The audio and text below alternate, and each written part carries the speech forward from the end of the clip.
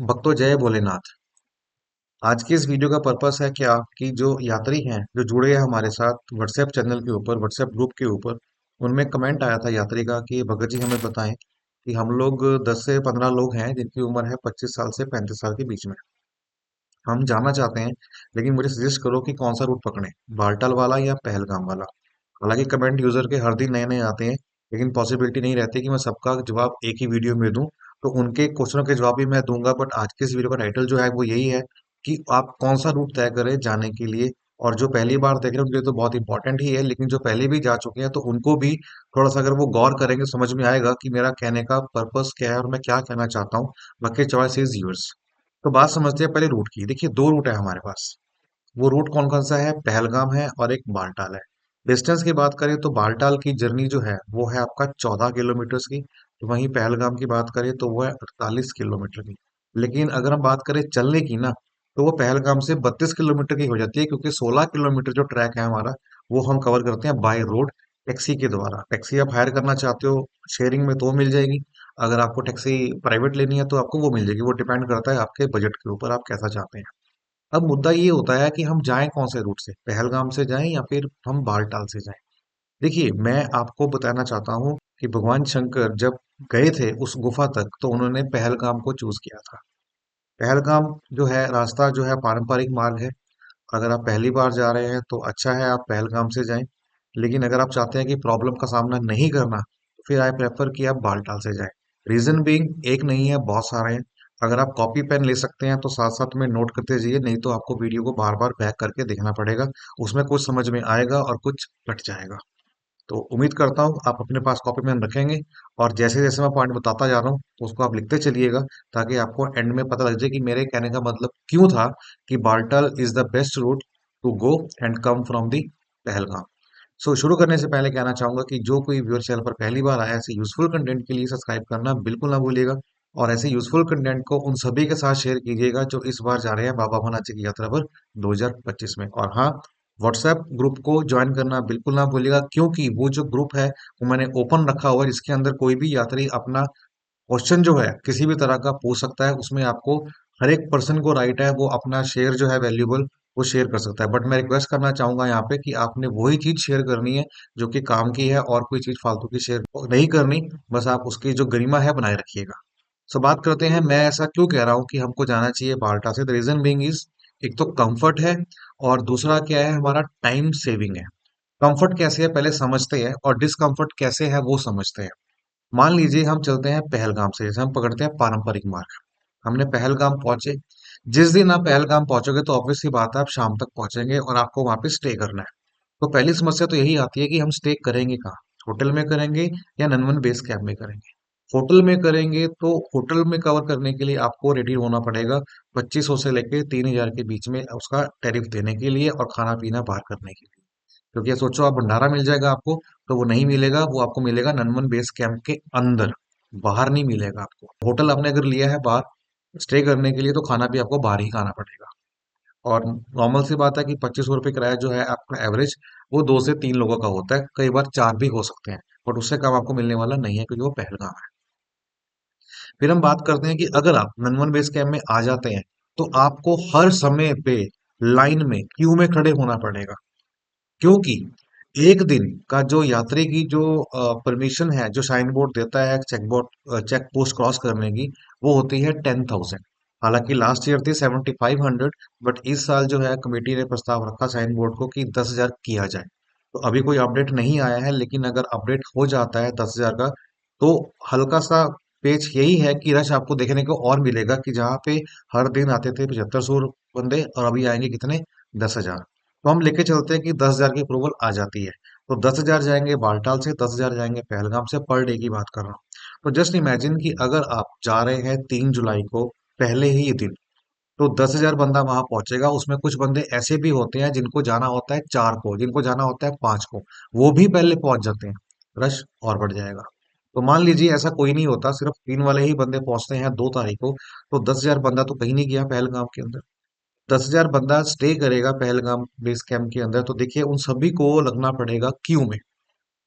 उनको जो है गद्दा लेना है, उनको जो है तकिया लेना है, उनको वॉशरूम यूज करना है, उनको RFID कार्ड बनाना है, अगर नहीं बनाया तो उनको भंडारे की लाइन में खाना खाना के लिए लगना है। तो मतलब हर चीज में उनको लाइन में लगना पड़ेगा। और जब अगले दिन यात्रा स्टार्ट करेंगे, उनको फिर लाइन लगा के चेक पोस्ट से बाहर आना पड़ेगा। अब समस्या क्या आएगी टैक्सी की। जैसे मैंने आपको बताया कि टोटल मार्ग जो है 48 किलोमीटर का है, जिसमें 16 किलोमीटर कवर करते हैं हम लोग टैक्सी के द्वारा। तो टैक्सी का मतलब क्या है कि अगर हम टवेरा गाड़ी की बात करते हैं तो एक गाड़ी पे आते हैं 10 लोग। तो अगर 10,000 बंदों को अकोमोडेट करना है ना, तो वी नीड 1,000 व्हीकल। सो क्या लगता है आपको कि 1,000 व्हीकल बड़े सारे से मिल जाएंगे वहां पे?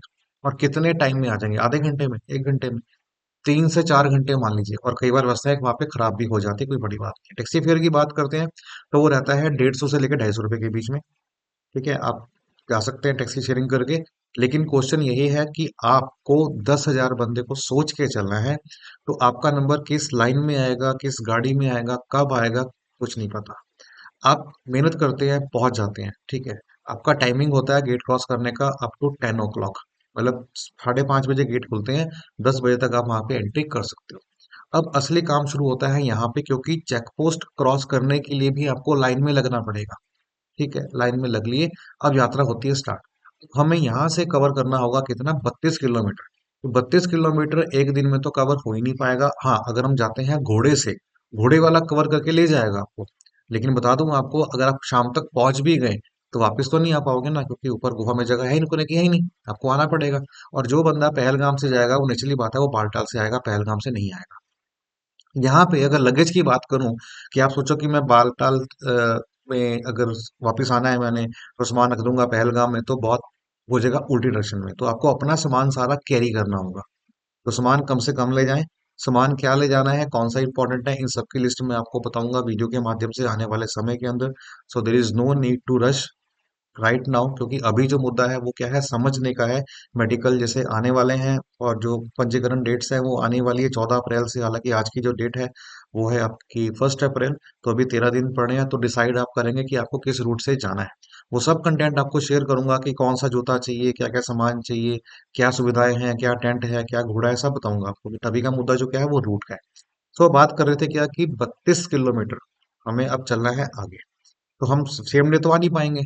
अगर हम सेम डे पहुंच जाते हैं पैदल, तो इम्पॉसिबल टास्क है। मतलब 100 में से 5 लोग हैं जो पहुंच सकते हैं, बाकी नहीं। वो भी डिपेंड करता है जो अर्ली आवर्स के अंदर, सुबह सुबह 5:30 बजे जो पहले चेक पोस्ट क्रॉस कर लेंगे टैक्सी लेके।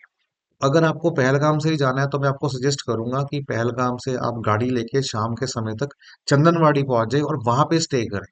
तो टेंट की व्यवस्था आपको वहां भी मिलती है, और वहां पे वो चार्ज करते हैं तकरीबन 450 रुपये। वो डिपेंड करता है कि उन टेंट की फैसिलिटीज क्या हैं। कई बार 150 मिलते हैं, कई बार 250 मिलते हैं, कई बार 350 मिलते हैं। वो डिपेंड करता है, बार्गेनिंग करनी पड़ती है। बट अगर आपको पहले शुरू करना है, तो आपको फिर चंदनवाड़ी ही रुकना पड़ेगा। अदरवाइज अगर आप पहलगाम से सोचेंगे जल्दी आने की, तो पॉसिबिलिटी नहीं है, क्योंकि आपको हर तरफ से लाइन का सामना करना पड़ेगा। जैसे चेक पोस्ट से बाहर आना है, फिर टैक्सी करनी है, फिर आपको अपना RFID कार्ड स्कैन करवाना है, और फिर आपकी एंट्री स्टार्ट होगी। ये है कंसर्न। तो आप पहले दिन जो है बड़े आराम से पहुंचेंगे शेषनाग, जो कि वहां से पड़ता है आपका 14 किलोमीटर। कहाँ से? अपना पहलगाम बेस कैंप से, चंदनवाड़ी से। अब उसके बाद नेक्स्ट डे जब आएगा, तो फिर आपको कवर करना है 18 किलोमीटर वाया पंचतरनी होके। तो एक रात आप रुकना पड़ेगा शेषनाग में। नेक्स्ट डे आप जाएंगे शेषनाग से गुफा तक 18 किलोमीटर पार करके, और वहां पे आप बाबा जी के दर्शन करेंगे। अब क्योंकि वहां व्यवस्था नहीं है, तो आपको फिर उसी समय नीचे आना पड़ेगा। अब ऑब्वियस सी बात है कि आप पहलगाम रूट से गए हैं, तो वहां से तो आप आएंगे नहीं, क्योंकि थके होगी बॉडी, बॉडी अलाउ ही नहीं करेंगी आपकी कि हम वहीं से आए और वहीं से वापस जाएं। हाँ, अगर आपके पास सामान है और क्लॉक रूम में रखा हुआ है, तो आप जा भी सकते हैं। लेकिन डिपेंड करता है ट्रेवलर की सोच के ऊपर, कि उनकी सोच क्या कहती है। तो मैं आपको बता रहा हूँ एज ए ओवरऑल क्या प्रॉस है, क्या कॉन्स है। तो ड्रॉबैक यही है कि वहाँ पे स्टे नहीं है, ठीक है, गुफा के ऊपर। और क्योंकि लास्ट टाइम भी जो है फ्लड आ गया था वहाँ पे, तो प्रॉब्लम रहती है। तो आपको नीचे ही आना पड़ेगा। तो पहलगाम से तो बंदे नहीं आएंगे मेजोरिटी, हम बात करें तो। लेकिन बालटाल से सब आने को तैयार होंगे। तो जो शेषनाग से चला अर्ली मॉर्निंग आवर्स के अंदर, उसने 18 किलोमीटर डिस्टेंस पार किया, वो दोपहर तक पहुंचा, दर्शन किए। तो उसको फिर 14 किलोमीटर क्रॉस करना है बालटाल बेस कैंप आने के लिए। तो यहाँ तो वो बालटाल बेस कैंप जाएगा, तो 18 + 14 कितना हो गया? 32 किलोमीटर। तो अगर आपको लगता है कि 32 किलोमीटर आप उस दिन कर सकते हो, तो अच्छी बात है, वो आपका स्टेमिना है। बट मेजोरिटी कहती है कि नहीं हो पाता, मुश्किल होता है अगर आप घोड़ा वगैरह ना करो। तो मैं यहाँ पे बालटाल क्यों सजेस्ट कर रहा हूँ? मैं इसलिए कर रहा हूँ बालटाल, क्योंकि आपको शाम को बालटाल बेस कैंप के अंदर ही पहुंचना है।